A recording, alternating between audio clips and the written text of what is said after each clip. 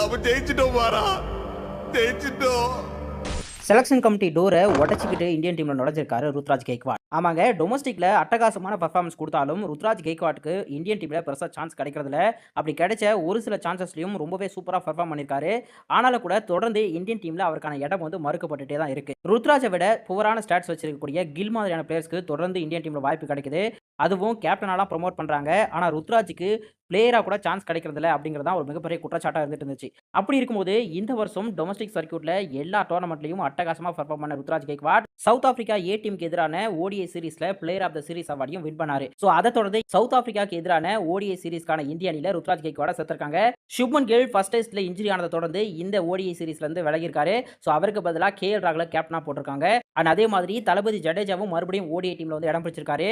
இப்போ ருத்ராஜ் என்னதான் டீம்ல இருந்தாலும் ஆல்ரெடி எஸ்எஸ்வி ஜெய்ஸ்வால் இருக்காரு. சோ அவர் தான் ரோஹித் கூட ஓபன் பண்ணுவாருங்கிற மாதிரி எதிர்பார்க்கப்படுது. சோ இந்த சீரிஸ்ல ருத்ராஜ் கெய்க்வாடுக்கு ஒரு சான்ஸ் கொடுப்பாங்களா அப்படிங்கிற ஒரு கேள்வி கூட தான். மேபி ஸ்ரேயஸ் இல்லாதனால மிடில் ஆர்டர்ல கூட ஆட வைக்கலாம். பட் கம்பீர் மாம்சன் கோ ஆட வைப்பாங்களா ருத்ராஜை?